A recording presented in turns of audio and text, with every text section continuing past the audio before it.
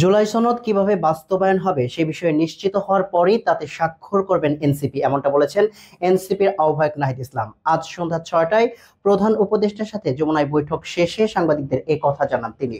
বিস্তারিত থাকছে সারোয়ার ডেস্ক রিপোর্টে।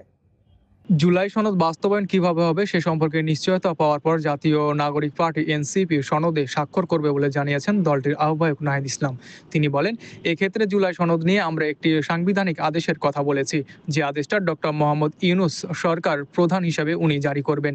এটি জারি করার অধিকার প্রেসিডেন্টের নেই। বুধবার সন্ধ্যা 6:30টার দিকে অন্তর্বর্তী সরকারের প্রধান উপদেষ্টা অধ্যাপক মোহাম্মদ ইউনূসের সঙ্গে সাক্ষাৎ শেষে রাষ্ট্রীয় অতিথি ভবন যমুনা থেকে বেরিয়ে সংবাদ ব্রিফিংয়ে এসব কথা বলেন তিনি বলেন, আমরা আজকে দেখেছি আন্তর্জাতিক অপরাধ ট্রাইব্যুনালে মানবতা বিরোধী অপরাধের সঙ্গে সংশ্লিষ্টতা এবং অভিযোগের কারণে সেনাবাহিনীর কয়েকজন সদস্যকে আদালতে আনা হয়েছে। আমরা এটাকে সাধুবাদ জানিয়েছি। সরকার এবং আন্তর্জাতিক অপরাধ ট্রাইব্যুনালের প্রতি আমরা ধন্যবাদ জ্ঞাপন করি যে ন্যায় বিচারের একটি ধাপ আমরা আগাচ্ছি। কিন্তু ইন্টারন্যাশনাল ক্রাইম ট্রাইব্যুনালের পাশাপাশি সারা দেশে যে মামলা হয়েছে জুলাই শহীদ পরিবারের পক্ষ থেকে, আহতদের পক্ষ থেকে, সেই মামলাগুলোর বিষয়ে সরকারের কি পদক্ষেপ?